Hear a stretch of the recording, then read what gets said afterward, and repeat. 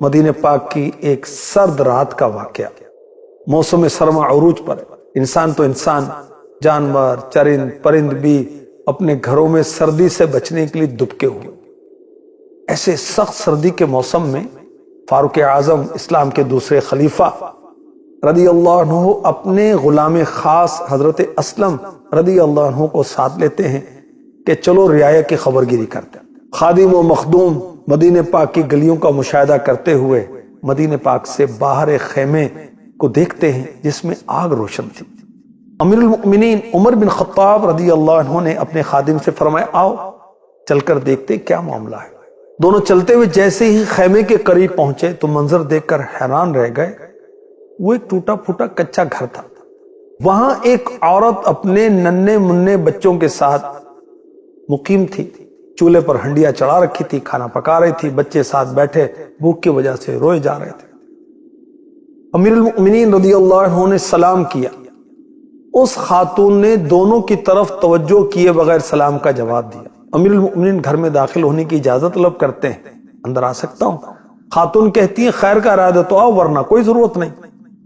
بہت دکھی تھی، نہیں جانتی تھی کون ہے، میرے دروازے پر کون آئے۔ امیر المؤمنین رضی اللہ عنہ کا انداز بتا رہا تھا کہ وہ اس دکھی خاتون کے دکھ میں شریک ہونا چاہتے ہیں۔ خاتون سے پوچھا، بی بی کون ہو، یہ بچے کیوں رو رہے ہیں؟ کہا، مدینہ منورہ کی رہائشی ہوں، بچے شدید بھوک کی وجہ سے رو رہے ہیں۔ فرمایا، اس ہنڈیا میں کیا ہے؟ کہا، اس میں تو پانی ہے، بچوں کو بہلانے کے لیے آگ پر چڑھا رکھا ہے تاکہ کھانا پکنے کے انتظار میں بچے سو جائیں۔ اس دکھیاری خاتون نے اپنے دل کا درد بیان کیا، میں ایک غریب عورت ہوں، میرے پاس اتنے اخراجات نہیں کہ بچوں کو کھانا کھلا سکوں، دل بہلا رہی، لیکن امیر المؤمنین کو ہماری کوئی خبر نہیں ہے، ہم ان کے محکوم ہیں، ان کی رعایا ہیں، ان کا حق بنتا ہے کہ ہمارا خیال رکھیں۔ خیر کوئی بات نہیں، ہمارا وقت تو جیسے تیسے گزر ہی جائے گا، لیکن کل بروز قیامت امیر المؤمنین اور ہمارے درمیان اللہ پاک ہی فیصلہ فرمائے گا، اور یقیناً آخرت کی پکڑ بہت سخت ہے۔ یہ سننا تھا۔ فاروق اعظم رونے لگے، نرم لہجے فرمانے لگے، بی بی اللہ پاک تم پر رحم فرمائے، تمہاری مصیبتوں پریشانیوں کو دور کرے، امیر المؤمنین کو کیا معلوم تم اس حال میں ہو۔ سوالیہ لہجے میں خاتون نے کہا، ہمارا حاکم ہے اور ہم سے غافل ہے، اسے معلوم نہیں ہم کس حال میں۔ امیر المؤمنین عمر بن خطاب فاروق اعظم رضی اللہ عنہ اس دکھیاری خاتون کا یہ حال دیکھ کر گھر سے باہر آئے، اپنے خادم حضرت اسلم رضی اللہ عنہ سے فرما، میرے ساتھ جلدی چلو۔ بہت گہری سوچ میں گم تھے، اور اس خاتون کی حالت زار آپ پر گہرے نقوش چھوڑ رہی تھی۔ جو پہلے اپنے خادم سے گفتگو کرتے ہوئے یہاں تک پہنچے تھے، اب خاموشی کی چادر تانے تیزی کے ساتھ رواں دواں تھے۔ تھوڑی دیر کے بعد دونوں ایک غلے کے گودام پر پہنچے۔ امیر المؤمنین فاروق اعظم رضی اللہ عنہ جلدی سے ایک بوری آٹا، کھجوریں، کچھ رقم اور کھانا پکانے کے دیگر لوازمات ساتھ لیے۔ خادم سے فرمایا، اسلم ان ساری چیزوں کو میری پیٹھ پہ لاد دو۔ خادم نے عرض کی، حضور آپ مجھے حکم فرمائے، میں اسے اپنی پیٹھ پر لاد کر اس عورت تک پہنچا دوں گا۔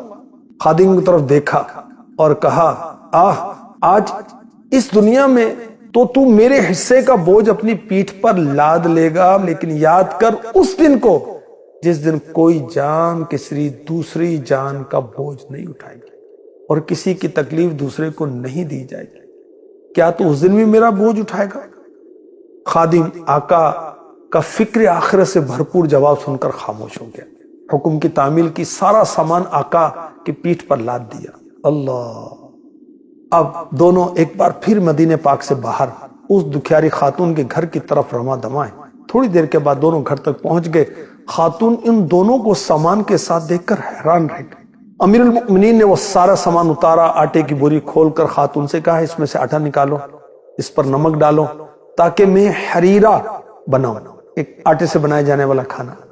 امیر المؤمنین رضی اللہ عنہ نے خود ہنڈیا کے نیچے آگ جلانے لگے، اس میں پھونکے مارنے لگے، یہاں تک کہ دھواں آپ کی داڑھی کے درمیان سے نکلتا محسوس ہوتا۔ آپ ساتھ ساتھ آگ بھی جلاتے جاتے، کھانا بھی پکاتے جاتے۔ آخر کار کھانا تیار ہوا، امیر المؤمنین رضی اللہ عنہ نے ہنڈیا کو چولہے سے نیچے اتارا، خاتون سے کہا کوئی بڑا اور کھلا برتن لاؤ۔ وہ خاتون ایک بڑا سا پیالہ لے آئی، اس میں کھانا ڈالا، کھانا ٹھنڈا کیا تو فاروق اعظم رضی اللہ عنہ نے بچوں کو اپنے قریب کیا، اپنے ہاتھوں سے کھانا کھلایا، یہاں تک کہ سب بچوں نے پیٹ بھر کر کھانا کھایا اور خوش ہو گئے۔ بچوں کی دلجوئی کے لیے امیر المؤمنین ان کے ساتھ کھیلنا شروع ہوتے ہیں۔ بچوں کی خوشی میں مزید اضافہ ہو گیا اور بچے کھیلتے کھیلتے نیند کی آغوش میں چلے گئے۔ بقیہ کھانا خاتون کے پاس چھوڑ کر اپنے خادم حضرت اسلم رضی اللہ عنہ کے پاس آ کر اس طرح بیٹھ گئے گویا آپ کو قلبی سکون حاصل ہوا، کندھے سے بوجھ اتر گیا۔